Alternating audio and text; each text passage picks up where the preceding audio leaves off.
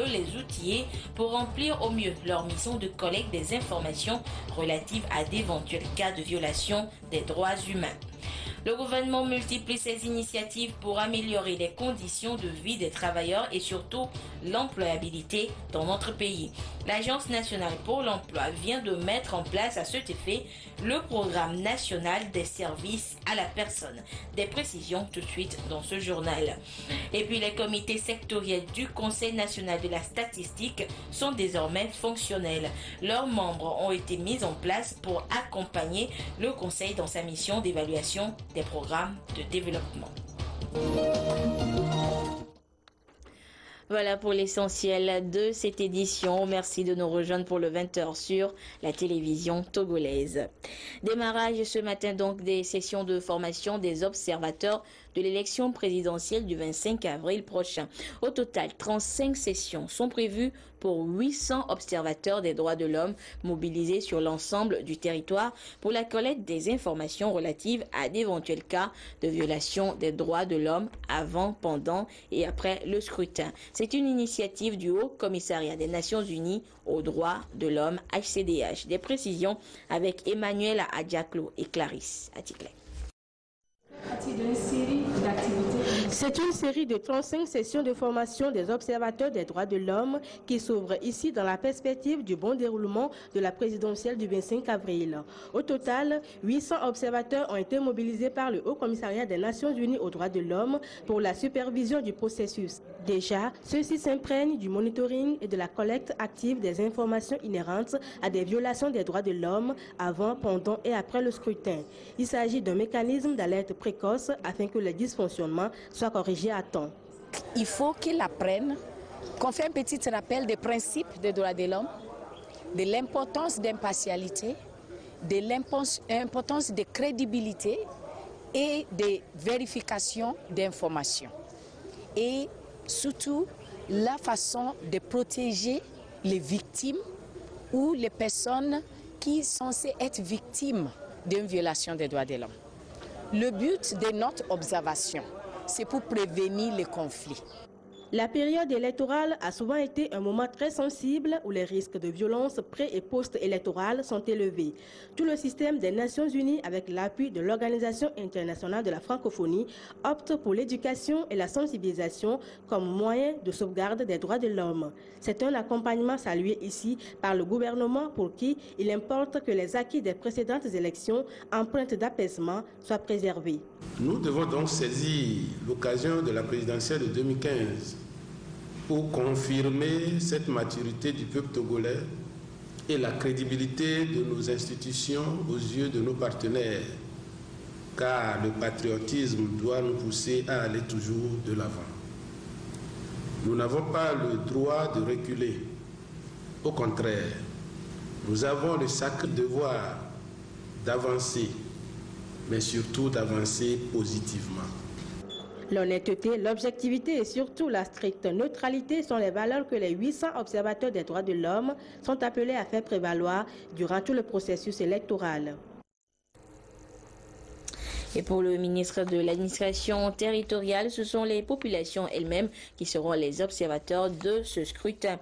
Gilbert Bora les sensibilise depuis quelques semaines sur les enjeux du scrutin du 25 avril et surtout l'importance de préserver le climat d'apaisement. Nous reviendrons dans le courant de cette édition sur l'étape ce mercredi du canton d'Aflao-Gakli.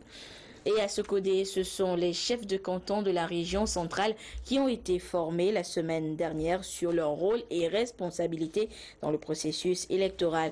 Une rencontre organisée toujours par le ministère de l'administration territoriale, de la décentralisation et des collectivités locales, appuyée par le PNUD. Le compte rendu avec la marque Bodjona depuis Sokodé.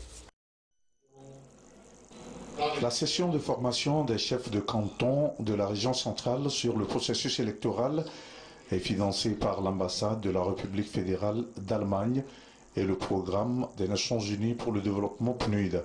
Elle vise à renforcer les capacités des garants des us et coutumes en leur rappelant leur rôle et responsabilité dans une élection transparente, crédible, apaisée. Avant, tout le monde nageait dans l'obscurité. Mais maintenant, c'est clair que le chef de canton ne va plus être critiqué par tel ou tel cadre de tel parti parce que on lui a enseigné qu'il doit être neutre, il doit être impartial, il doit aussi se faire l'exercice de devoir de réserve. Ils sont sur des ressorts territoriaux dans lesquels il existe plusieurs sensibilités politiques. C'est pourquoi ils doivent jouer à l'équilibre. Et donc les déclarations à caractère partisan doivent être prohibées. Tout ceci, ça a été expliqué. Cette session qui s'est déroulée sur l'ensemble du territoire se veut aussi de donner au Togo les outils nécessaires pour une bonne démocratie. Les autorités qui participent à cet atelier, ils ont aussi une responsabilité et l'atelier mène à leur donner les qualifications pour en faire face. Et c'est pas pour seulement écouter des discours des experts, mais vraiment de discuter entre eux lesquels sont les défis très concrets, lesquels sont les comportements exigés qui sont en phase avec l'idée démocratique dans le processus électoral, avant les élections, pendant les élections et aussi après les élections. 3 thèmes ont retenu l'attention des participants au cours de cette session, notamment le rôle et responsabilité des préfets, des présidents de délégations spéciales et des chefs de canton dans le processus électoral, la neutralité dans le processus et la prévention des conflits en période électorale. La presse togolaise a également sa partition à jouer pour la réussite de l'élection présidentielle de cette année. Ses membres devront travailler dans le respect de l'éthique et de la déontologie du métier. Et pour cela, un guide du journaliste a été élaboré et mentionne les outils techniques pour une couverture et médiatique, transparente et apaisée. Et ce guide fait l'objet d'échanges entre les journalistes privés des régions maritimes et des plateaux et les responsables du patronat de la presse dans notre pays. Komu Poyode. L'élection présidentielle au Togo s'approche à grands pas et chaque couche sociale a sa partition à jouer pour un scrutin transparent et apaisé. Les professionnels des médias en sont conscients. Ils doivent œuvrer dans le respect des règles de l'éthique et de la déontologie de leur métier. Et c'est pourquoi il leur faut le guide du journaliste, ce document de référence qui contient les outils techniques pour un travail professionnel et responsable. On va partager nos expériences autour de ce document scientifique. Et l'objectif, c'est de faire en sorte que les journalistes puissent jouer réellement leur partition pendant cette élection et faire en sorte que le processus soit transparent, apaisé et qu'à la fin, tout le monde soit unanime à reconnaître que les journalistes togolais ont joué leur partition. Donc à nous de prendre nos responsabilités et de faire en sorte que tout se passe bien. Pendant 2 jours, les journalistes de la presse privée des régions maritimes et des plateaux vont se familiariser avec ces nouveaux outils pour une meilleure couverture de la présidentielle prochaine, grâce à l'appui financier du PNUD. Toujours dans le cadre de la présidentielle du 25 avril prochain, les femmes de la Ligue nationale de l'Alliance des démocrates pour le développement intégral, le parti politique ADI, se mobilisent aux côtés de leur président national pour ces échéances électorales. Gérard Lagoudou, Constantine Bonfond. Les femmes en politique au Togo, ce n'est pas nouveau. Celle de l'Alliance des démocrates pour le développement intégral ADI emboîte le pas à leurs consoeurs d'autres partis à travers cette sortie publique. Une rencontre d'échange qui marque ainsi le début de leurs activités en vue d'apporter leur contribution à l'aboutissement heureux du processus électoral en cours dans notre pays. Et cette conférence a consisté à réunir les femmes et à leur demander de s'engager totalement, de se mobiliser en tant que femmes actrices du développement pour la politique d'apaisement. Nous prenons notre candidat, le professeur Aimé Gogué. Conscientes des efforts du gouvernement dans la promotion de la paix, les femmes de l'ADI saluent l'apport des partenaires internationaux, sous-régionaux et bilatéraux à la bonne organisation de ces élections. Nous avions confiance à l'OIF qui va faire son travail comme il se doit. Mais nous disons aussi que nous avions des représentants pour le suivi de ce fichier électoral. C'est déjà un grand pas. Réunies au sein de la Ligue nationale des femmes de l'ADI, ces femmes comptent dès maintenant poursuivre leur action sur toute l'étendue du territoire national. Autre actualité, le Conseil national de la statistique a procédé hier à l'installation des membres des comités sectoriels du dit Conseil. Ces membres auront à appuyer le secrétariat technique du Conseil national de la statistique dans la préparation des sessions et la mise en œuvre des décisions du Conseil, l'élaboration des programmes pluriannuels et annuels d'activités statistiques. Dans Juma Ali et Charlotte Moussime pour plus de précisions. Installation des membres des comités sectoriels du Conseil national de la statistique CNS. Ils auront à appuyer le secrétariat technique du CNS, qui n'est autre que l'INSID, Institut national de la statistique et des études démographiques et économiques, dans la mise en œuvre des décisions du CNS, la mise en place des données fiables pour garantir une meilleure évaluation des programmes et projets de développement. La mesure du développement exige que le Togo puisse se doter d'outils statistiques qui soient performants, de sorte que nous puissions exactement évaluer la performance de nos politiques publiques. Et à cet égard, les comités ont été créés sur la base des différents secteurs d'activité de notre pays, et ces comités vont rendre compte le plus possible au noyau dur du Conseil national de la statistique, qui lui-même est finalement le conseiller du gouvernement en matière de travail, de réflexion, d'études de nature statistique. C'est donc un impératif pour le Togo de disposer des données régulières et actualisées, d'autant plus que le développement de la mesure, c'est la mesure du développement.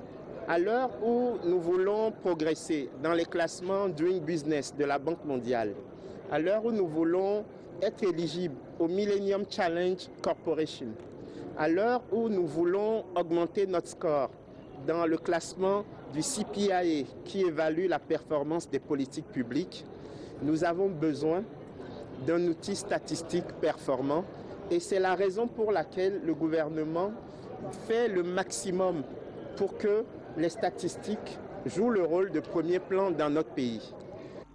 C'est par décret présidentiel que le CNS et l'INSID sont rendus opérationnels. Et par arrêté ministériel, ces statisticiens ont été nommés pour renforcer les ressources humaines et ainsi relancer la tenue régulière des sessions du CNS. Le processus a été financé par l'Union européenne.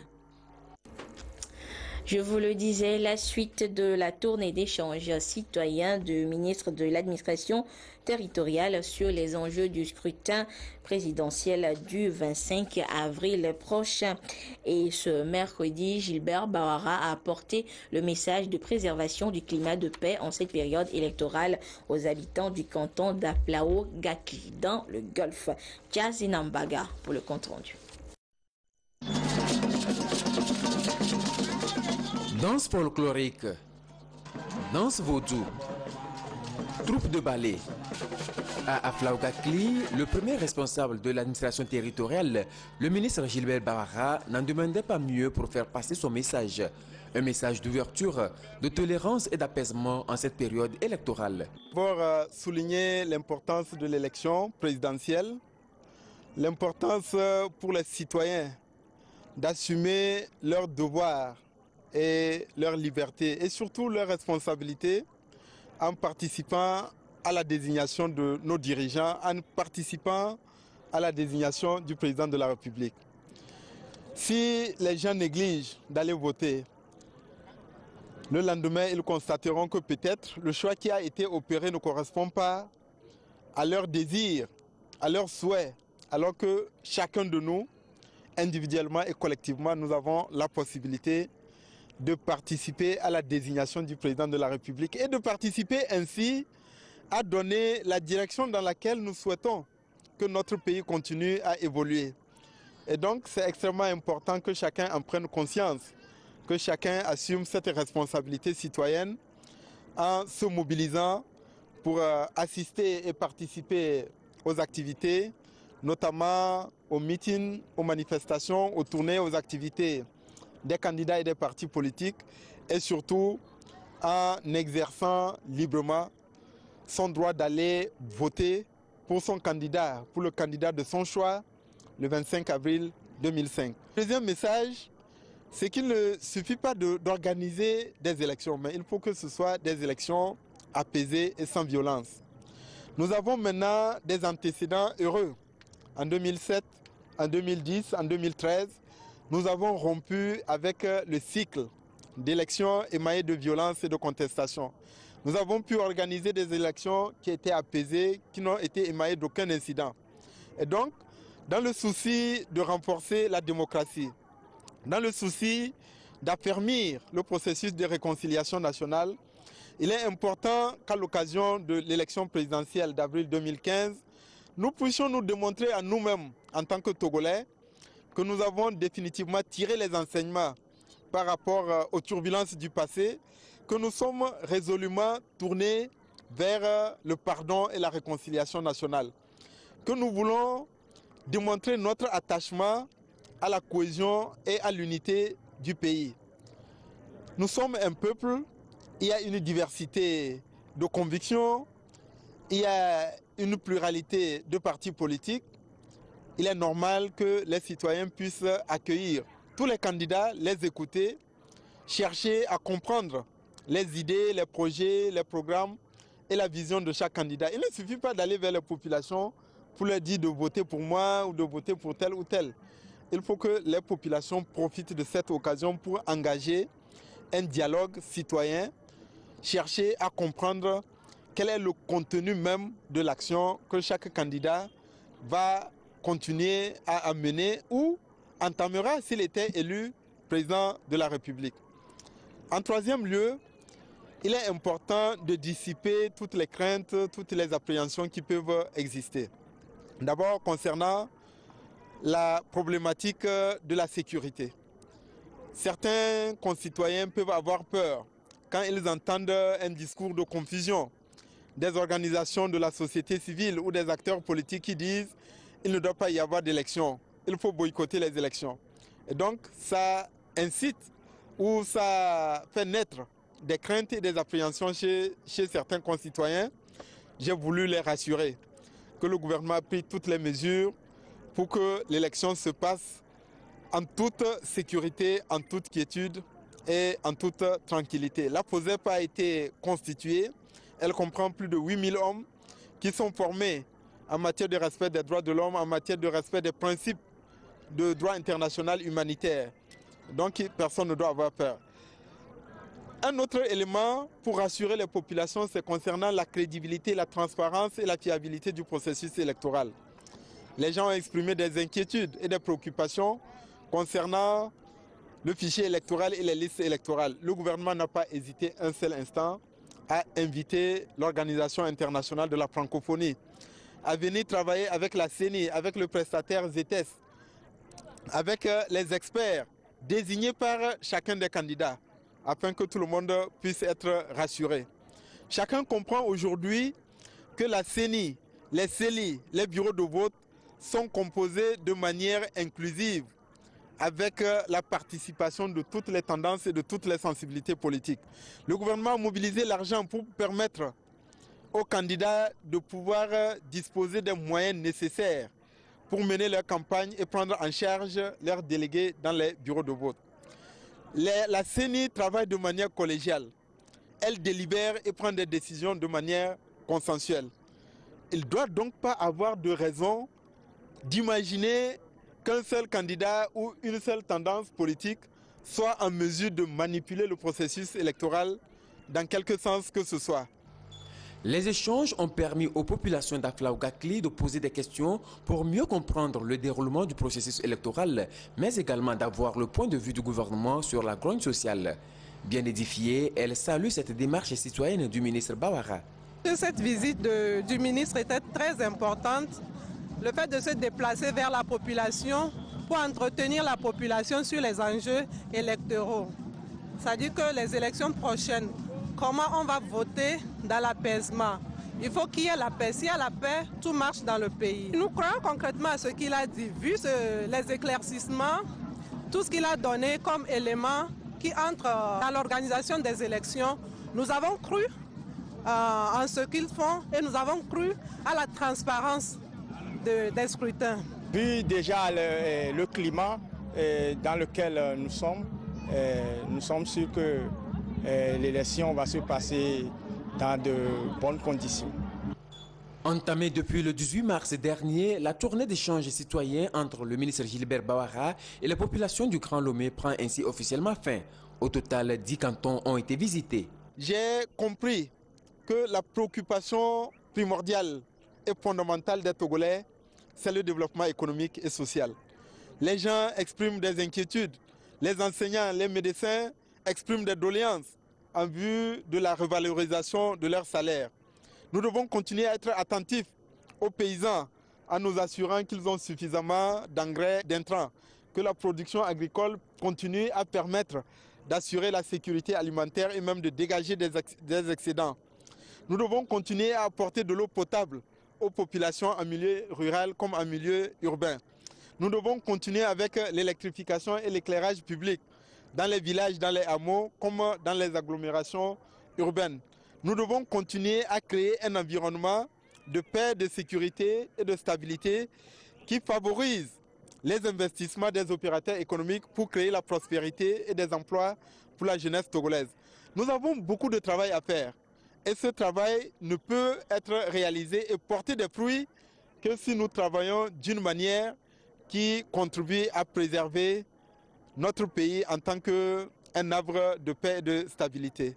Ce n'est pas seulement la responsabilité de la CENI, ce n'est pas seulement la responsabilité du gouvernement, c'est également la responsabilité des partis politiques, la responsabilité des candidats, la responsabilité des acteurs politiques, la responsabilité des organisations de la société civile qui doivent être prudents dans leur jugement, dans leur appréciation de la situation, dans leurs propos et dans les opinions qu'elles émettent.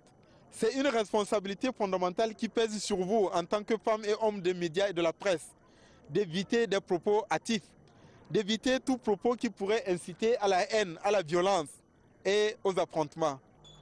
Dans l'intérêt supérieur de la nation, le ministre Gilbert Bawara compte étendre les bénéfices de ces échanges citoyens aux autres localités de l'intérieur du pays.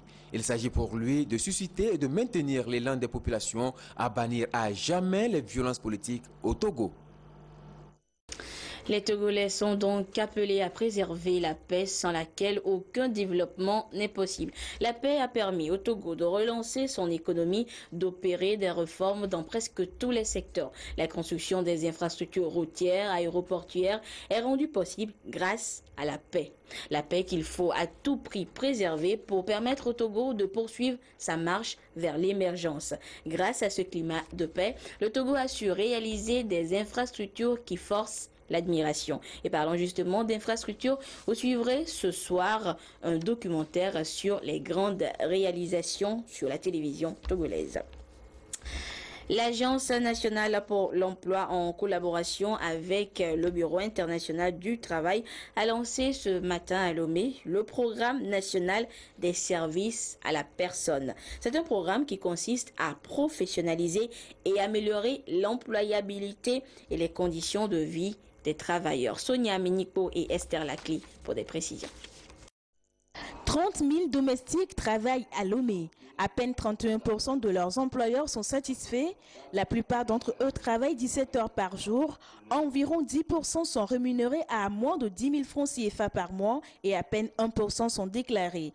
Les conditions dans lesquelles ils exercent ne sont plus à démontrer. Pour leur offrir un travail décent, le programme pilote de service à la personne est mis en œuvre par la NPE, l'Agence nationale pour l'emploi. Il y a un certain nombre de métiers, plus de 10 métiers qui sont concernés. notamment les auxiliaires de vie qui peuvent accompagner les personnes âgées ou à mobilité réduite, et également les répétiteurs, ceux qui taillent les gazons, les fleurs. Notre objectif, c'est de professionnaliser cela et de leur offrir en contrepartie des conditions dignes, qu'ils puissent gagner le SMIC et qu'on puisse mieux les traiter. Ceci permet de faire rencontrer la satisfaction et des travailleurs domestiques assez frustrés, mais aussi des ménages qui ont besoin des services un peu plus professionnels.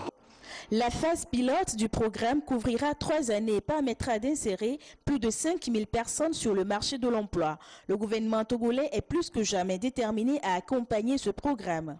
Le gouvernement togolais pense à la modernité et à l'adaptation du concept d'emploi à nos réalités et à la transmutation de nos pratiques vers ce qui est standardement reconnu. Et pour donc que les activités que nous appelions souvent activités de domestique puissent participer à ce standard, le gouvernement a décidé simplement de l'organiser.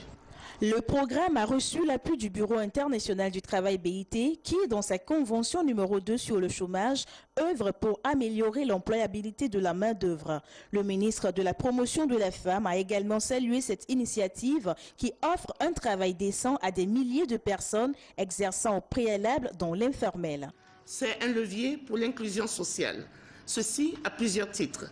D'abord, ce projet va permettre à un grand nombre de personnes vulnérables d'avoir de meilleures perspectives d'emploi et surtout de voir leur exposition à des abus de tout ordre réduite.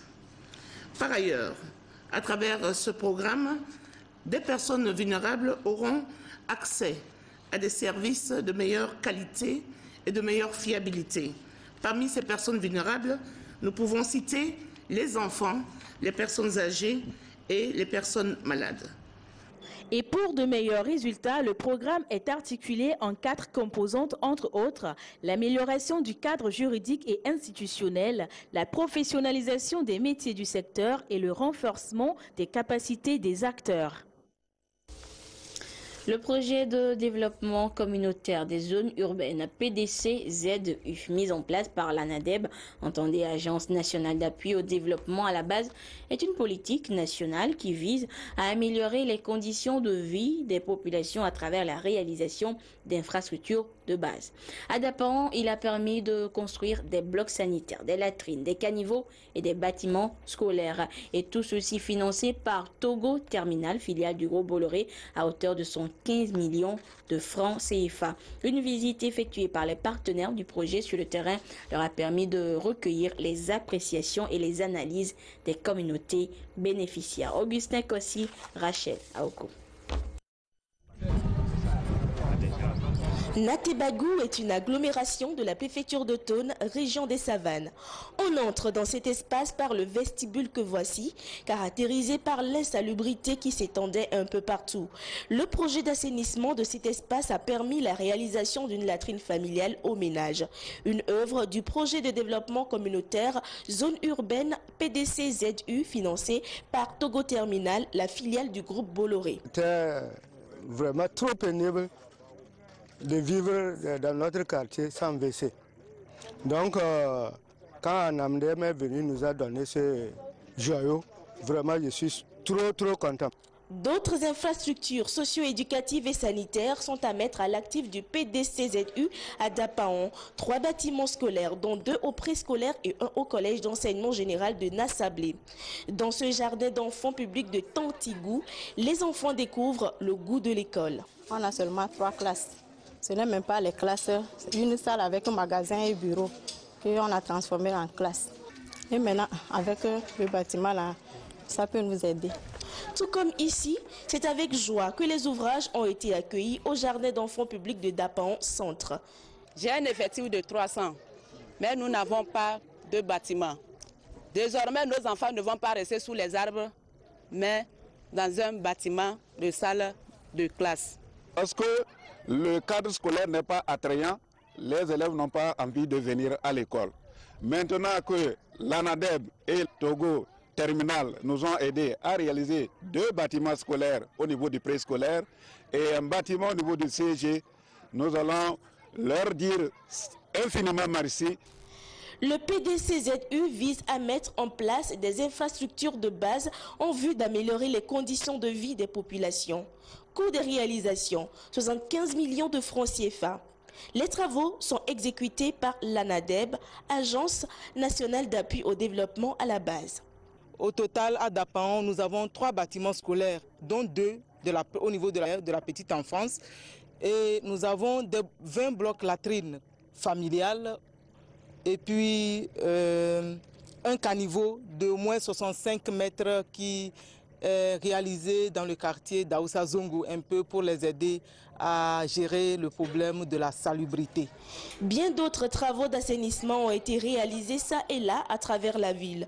Pour l'heure, le PDCZU prend en compte 3 villes au Togo, le Grand Lomé, Kara et Dapaon, avec comme objectif la réalisation des infrastructures socio-économiques et éducatives pour un développement durable. Boko Haram va vite mesurer la force de notre volonté à débarrasser la nation de la terreur. C'était là les tout premiers mots du nouveau président nigérien. Muhammadu Buhari a remporté la présidentielle en s'imposant face à Goodluck Jonathan. Mais qui est le nouveau président de l'État le plus peuplé d'Afrique? Regardez. C'est jour de liesse au Nigeria. Dans le nord musulman tout au moins, où ses partisans fêtent la victoire de l'un des leurs. Le général Muhammadu Buhari, qui a 72 ans, succède à un chrétien, Goodluck Jonathan. À peine élu, Muhammadu Buhari désigne son nouvel adversaire. Boko Haram va bientôt sentir la force de notre détermination et notre engagement à débarrasser ce pays de la terreur. Boko Haram, la secte islamiste qui a plongé dans le chaos tout le nord-est du Nigeria et qui, il y a bientôt un an, a revendiqué l'enlèvement de ses 200 lycéennes. Une fois déjà, Muhammadu Buhari avait accédé au pouvoir. C'était en 1983, un coup d'État militaire sans lendemain. Il lui a fallu attendre 30 ans pour que ses compatriotes le portent à la tête du pays, le plus peuplé d'Afrique, 173 millions d'habitants, celui dont l'économie, grâce à l'argent du pétrole, est aujourd'hui la plus prospère, avec un taux de croissance de plus de 7%. En page nationale, les responsables de la BCEAO ont rencontré ce mercredi à Lomé ceux des établissements de crédit et des institutions de microfinance présents dans notre pays. Il était question d'échanger et de faire le point de la situation financière et économique. Il s'agissait précisément également de mieux orienter ces responsables dans la gestion de leurs institutions pour qu'ils puissent apporter leur contribution au développement du Togo. Mathias Douglo, Carmen Madji, Akako. 2014 a été marqué par de bonnes avancées économiques au Togo, avec un taux de croissance de 5,5% impulsé par l'agriculture, les BTP, le commerce et l'industrie financière. Ces performances ont été rendues possibles grâce à un meilleur financement de l'économie, notamment des efforts faits au niveau des établissements de crédit et institutions de microfinance pour réduire les coûts d'accès aux services financiers et améliorer l'inclusion financière. Et c'est justement pour faire le point de l'état d'avancement des chantiers en cours de réalisation en 2015 que la BCEAO a échangé avec les premiers responsables des établissements de crédit et institutions de microfinance. On note toujours que les crédits portent toujours sur le court et le moyen terme et que les crédits de long terme ne représentent qu'une infime partie des concours bancaires. Et à ce titre-là, nous les avons encouragés à mobiliser suffisamment de ressources longues sur le marché pour pouvoir accorder des crédits de plus long terme. Nous avons rappelé au SFD leur importance dans le financement de l'économie, mais au regard de la nature de leur activité qui consiste à collecter l'épargne, nous avons indiqué également que ce rôle-là doit être joué avec beaucoup de professionnalisme dans les règles de l'art, parce qu'il y a des règles qu'ils doivent respecter. Le Togo compte actuellement 13 banques qui participent à 34% au financement du PIB. Le pays enregistre ainsi le taux de bancarisation le plus élevé de la zone UEMOA, 15%. Ce qu'il faut noter globalement, c'est la tendance baissière des taux, du fait d'abord du phénomène de la concurrence, mais également du fait que les banques accèdent au guichet de la Banque centrale à des refinancements à coût modéré. Donc on a noté ces dernières années une détente des taux dont profitent les clients. Les systèmes financiers décentralisés ont de leur côté efficacement contribué à l'inclusion financière des couches les plus défavorisées avec un coût de crédit qui s'élève à 5% environ. Toutefois, on note quelques difficultés que les premiers responsables veulent corriger à tout prix. Au niveau de l'association professionnelle des systèmes financiers décentralisés du Togo, nous allons très rapidement mettre en exécution notre plan d'action qui est du renforcement des capacités des membres de la PIM Togo. Les perspectives s'annoncent bonnes. La mise en place des bureaux d'information sur le crédit devra aider ces institutions à mieux faire. Le taux de croissance est alors attendu à 5,8% en 2015. Pour cette première rencontre de l'année, la BCEAO exhorte les établissements de crédit et institutions de microfinance à maintenir le cap pour accompagner la dynamique et stimuler au plus haut niveau la croissance économique. Le président de l'Assemblée nationale informe les honorables députés que, conformément à l'article 55 de la Constitution, la première session ordinaire de l'année s'ouvrira le mardi 7 avril 2015 à 15h au Palais des Congrès, siège du Parlement. Fin de ce journal. Merci à vous qui l'avez suivi où que vous soyez grâce à la télévision togolaise. Au revoir.